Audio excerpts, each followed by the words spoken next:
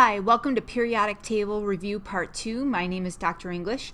Today in this review we're going to be looking at an overview of group properties and trends. Specifically, we're going to be looking at Group 1, the alkali metals, Group 2, the alkaline earth metals, Groups 3 through 12, which we know as the transition metals, Group 14, the carbon group, Group 15, the nitrogen group, 16, the oxygen group, 17, the halogens, and finally Group 18, the noble gases. So let's start off by talking about Group 1, the alkali metals. This is what you need to know about this group. They are the most reactive metals on the periodic table. They only have one valence electron, which is really important to notice. And you can see that one valence electron by looking at the end of the electron configuration like we have over here, and all of these elements end with the number 1. So as we go down the group, they all end in the number 1, which means they have one valence electron. They lose electrons to form positive ions, and again, we can see this by looking at the upper right-hand corner. We can see that all of these elements that are in Group 1 have a +1 charge, which means when they lose this one valence electron right here, they're going to have an overall charge of +1. They are never found alone in nature. They are always going to be part of an ionic compound with nonmetals. They have low ionization energies, which means it does not take a lot of energy to remove that valence electron, and they have low electronegativities, which means they're not going to attract electrons to themselves. Both of these trends can be found on Table S of your reference table. So all you need to do to figure out these two trends is to pick 3 of the elements out of this group and look at the data that's provided for you on Table S to figure out that general trend. They have increased reactivity as one moves down the group. In other words, lithium reacting with water will be good, it'll be exciting, but not as exciting as cesium reacting with water. While lithium might boil and bubble a little bit and look cool, cesium is so reactive that it might blow out the side of a glass dish. Group 1 is more reactive than Group 2, and francium is the most reactive metal on the periodic table. Now let's talk about Group 2, the alkaline earth metals. These metals are less reactive than metals in Group 1. They have two valence electrons, and again we can see this by looking at the last number of the electron configuration, and they all end with the number 2. Again, they will also lose electrons to form positive ions. We can see the positive ion formed +2 for all of these elements. They can be found in nature by themselves, but these elements are going to react pretty quickly with the oxygen in the air to get a little bit of a coating on the outside of them. They have low electronegativities and ionization energies. Groups 3 through 12 involve the transition metals. These are metals with multiple oxidation states. So some only have one, like zinc and silver. If we look at them here, silver has a +1 charge, zinc has a +2 charge, and there's other ones in here that have only 1 charge. But some of them, like vanadium, can be +2, +3, +4, and +5, or molybdenum +3 or +6. Manganese +2, +3, +4, and +7. So the majority of the elements found in Groups 3 through 12 will have a number of different oxidation states associated with them. Typically, these are hard solids with high melting points. The only exception to this, of course, is mercury, which is located right here. Mercury is a liquid at STP. So at standard temperature and pressure, mercury will be a liquid. They are less reactive metals than those in Groups 1 and 2. These are the metals that are involved in the coins that we use or the jewelry that we wear. The next thing that you need to know about these ions is that they form ions that are associated with color in aqueous solutions. So if I had like cobalt-2 chloride, cobalt is typically blue. Iron in a solution is typically red. So many of these elements, if they are involved in ionic compounds and then those ionic compounds dissolve, the solutions that are formed will have a color associated with them. The charge of a transition metal in an ionic compound must be identified by a Roman numeral. So you can't just say iron oxide. Instead, for iron oxide, I would have to either say iron 2 oxide,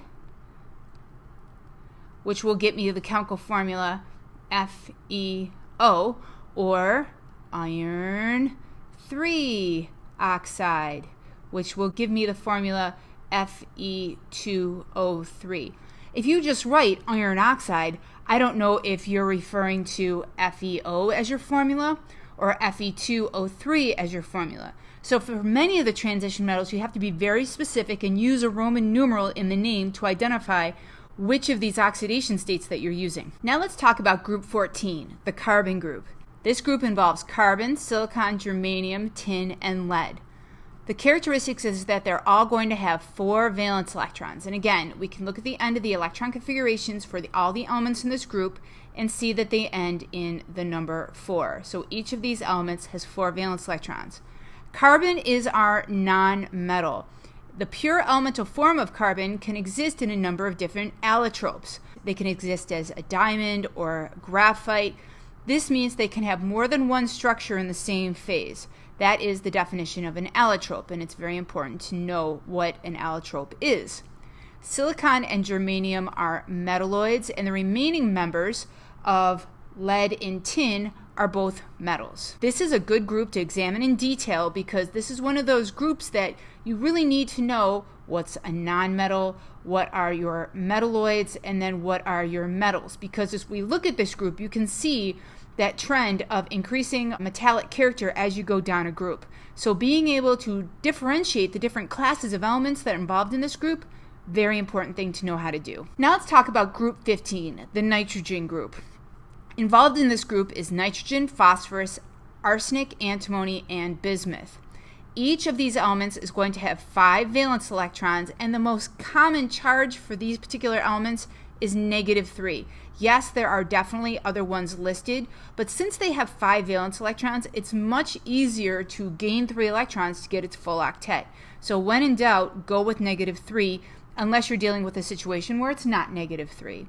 Nitrogen and phosphorus are going to be our nonmetals. So nitrogen and phosphorus here are our nonmetals.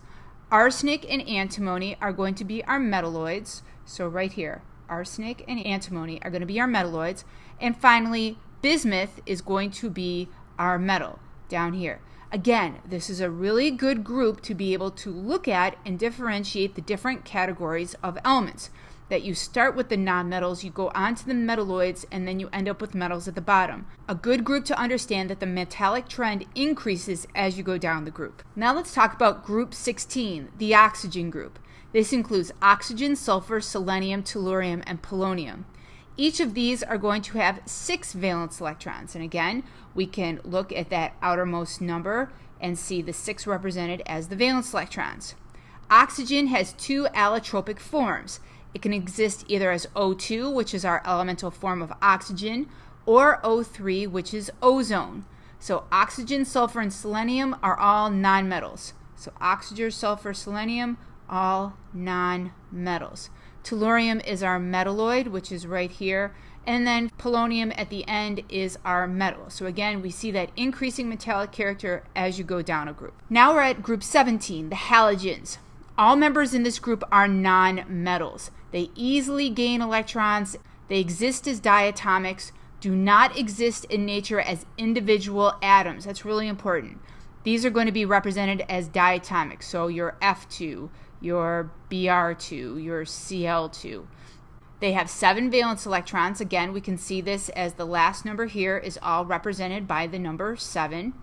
They have high electronegativities and ionization energies. So they have the great ability to attract electrons to themselves, and it takes a lot of energy to remove one of those outer valence electrons. Fluorine is the most electronegative and reactive nonmetal on the periodic table. At room temperature, fluorine and chlorine are going to be gases. Bromine is a liquid and iodine is a solid. This is key. So this is all at STP. Don't assume that all elements in group 17 are gases. They are not. And finally, we have group 18, the noble gases. They exist as monatomic molecules, where the mono means one and the atomic means atom. So these are 1 atom molecules. They have a complete outer valence shell of 8 electrons with the exception of helium, because we know in that first shell the maximum number of electrons that you can have is 2. They are chemically non-reactive, so we call that inert, with the exception being xenon and krypton. Those two elements under extreme pressure and temperature will react with fluorine. And we can see this because krypton does have a charge of +2 and xenon does have other oxidation states associated with it. Other than that, the elements of this group are pretty non-reactive. So what did we learn in this brief tutorial? We went over the general properties of the alkali metals, the alkali earth metals, the transition metals, the carbon group, the nitrogen group, the oxygen group, the halogens, and finally the noble gases. Need more help? Feel free to contact me. Have a great day.